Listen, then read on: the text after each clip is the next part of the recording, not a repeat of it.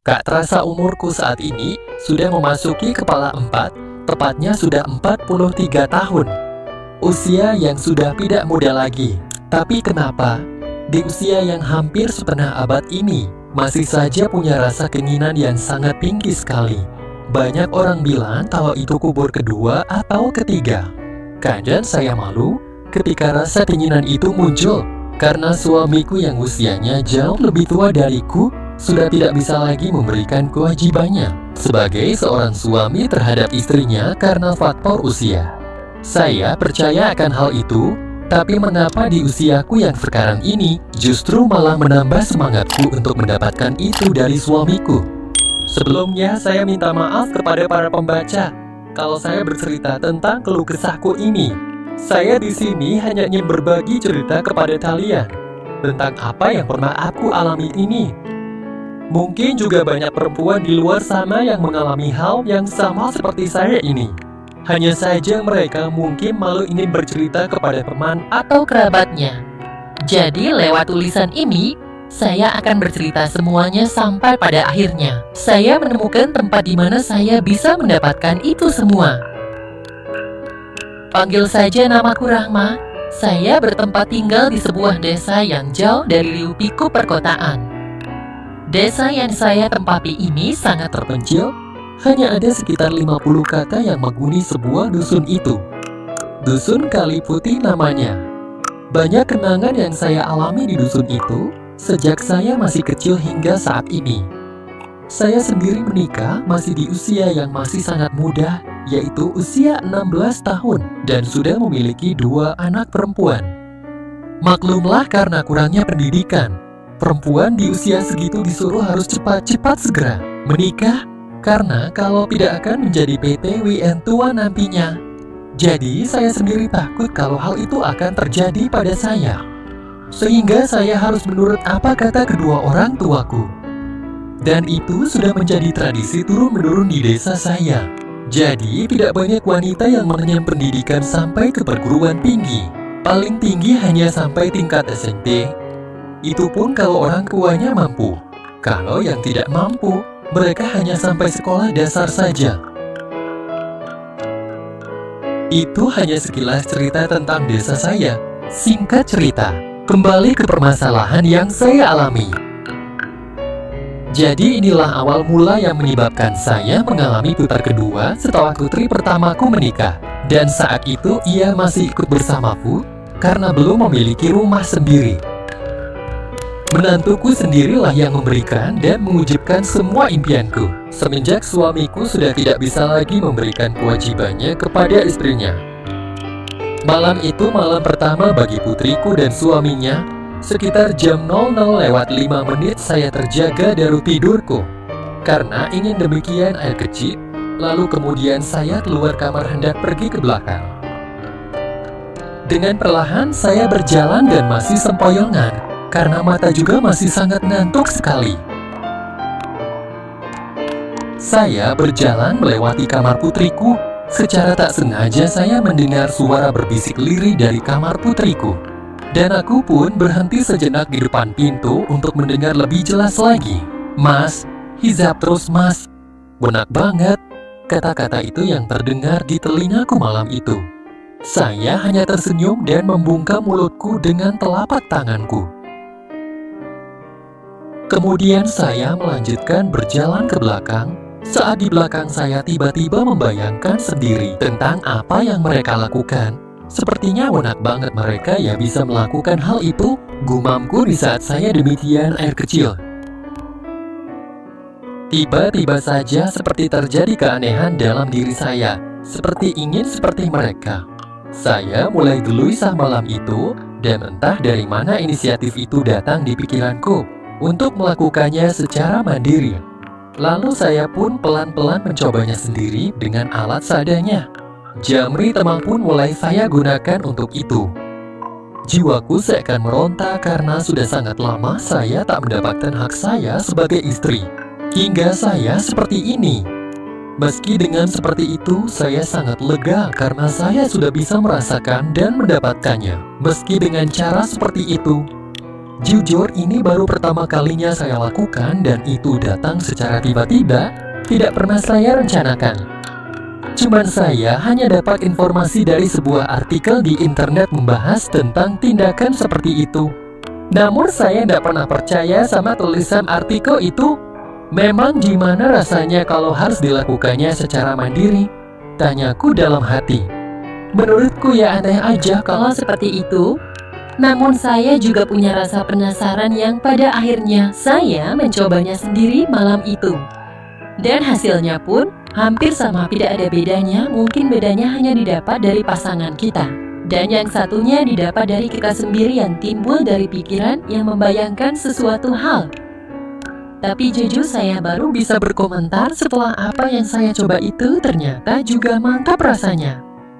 Setelah itu saya pun tersenyum-senyum sendiri. Kok bisa ya saya seperti ini? Gumamku dalam hati. Ini semua karena suami? Kalau enggak, ya enggak mungkin saya lakukan itu sendiri, ucapku di dalam hati. Dan saya langsung kembali ke kamar untuk melanjutkan mimpi. Keesokan harinya setelah bangun, saya sudah mendapati putriku dan menantuku sudah terlihat segar dengan rambut mereka yang masih basah dan wajah yang sangat ceria. Ceria banget ya pengantin baru ini, celutuku untuk candain mereka berdua. Apa sih mama ini? Kayak belum pernah saja, Jawab putriku sedangkan menantuku hanya tersenyum saja. Iya kan mama hanya bercanda gitu aja sewot timpaku. Kalian mau dimasakin apa hari ini? Mumpung mama hari ini ingin masak banyak, tanyaku. Terserah mama saja deh dimasakin apa aja, Nilam pasti suka. Kan mama jagonya masak. Nilam akan bantu mama kalau mau masak, jawab Nilam. Boleh yuk, ajakku. Bentar ya mas, Nilam bantu mama masak dulu. Kalau Mas Surya mau jalan-jalan pagi, silahkan keburu mataharinya muncul, ucap Nilam pada suaminya. Tumben amat nih, mama sama anak rame di dapur, sapa suamiku yang baru saja bangun. Iya pak, katanya mama mau masak banyak, makanya Nilam bantu mama, sahut Nilam.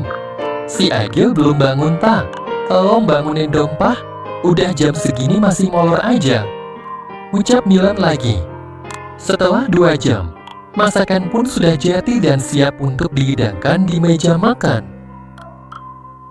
Memang banyak yang saya masak pagi itu, ada sayur lodeh dan juga opor ayam, ada juga telur dadar dan juga tempe tahu. Saya rasa itu semua sudah lebih dari cukup untuk 5 orang, karena saya sendiri tidak mau dianggap mertua pelit sama menantuku. Jadinya saya akan membuat menantu saya itu betah serta nyaman tinggal di rumahku sebelum mereka memiliki rumah sendiri.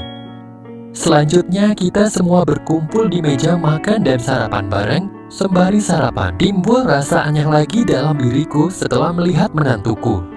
Saya melihat menantuku ini sangat tampan sekali, sehingga membuat jiwa mudaku kembali muncul lagi. Namun tidak semata-mata saya melihatnya, saya hanya meliriknya sekilas saja. Sedikit basa-basi, saya menyuruh menantuku untuk sarapan yang banyak. Ayo nak Surya sarapan yang banyak, gak usah sungkan-sungkan, ucapku. Iya mah ini sudah banyak kok, jawabnya singkat. Selesai sarapan saya pun membereskan piring kotor untuk dibawa ke belakang untuk dicuci serta membersihkan dapur yang masih terlihat kotor dan berantakan. Pendek cerita, lama-lama perasaanku terhadap menantuku itu makin tumbuh dikit demi sedikit. Saya sendiri nggak tahu kenapa bisa begitu, hanya saja saya masih menyimpannya rapat-rapat dalam hati. Mungkin ini semua karena kurangnya saya mendapatkan dari suamiku, sehingga saya seperti ini. Saya tidak boleh egois seperti ini, saya harus bisa menahannya, kataku dalam hati. Beberapa bulan kemudian, Nilam pun hamilis anak pertama dan sapiku umur kandungannya sudah sekitar 6 bulan. Otomatis menantuku tidak bisa lagi mendapat JTH dari istrinya. Dan pada suatu malam ketika suami sudah tidur, dan malam itu hanya tinggal saya sama Nilam di ruang keluarga lagi menonton TV. Sedangkan Surya menantuku lagi di kamarnya. Mah, Nilam sudah ngantuk, Nilam ke kamar dulu ya, ucap Nilam seraya berjalan ke kamarnya. Ya sayang, Lagian suamimu sudah nunggu dari tadi tuh, kataku. Namun ketika Nilam mau masuk kamarnya, Nilam berteriak kepada suaminya sembari berkata, "Mas, kamu apaan sih? Kamu melakukannya secara mandiri lagi ya? Sudah aku bilang Mas Surya jangan lakukan itu lagi. Mas itu harus sabar dan harus kuat menahannya. Tidak malah seperti ini. Bikin aku infil saja. Minggir sana. Malam ini Mas Surya harus tidur di luar." "Aku nggak mau Mas Surya seperti itu lagi," kata Nilam sedikit kecewa. Saya pun mendengar dengan jelas apa yang diucapkan Nilam kepada suaminya itu. Saya pun pura-pura masuk kamar sebelum Surya keluar dari kamarnya. Saya mencoba memejamkan kedua mataku namun tidak bisa. Hingga akhirnya saya keluar kamar untuk mengambil air minum. Sebelum saya berjalan ke dapur, saya mendengar Surya lagi mengeluarkan suara aneh dari ruang keluarga.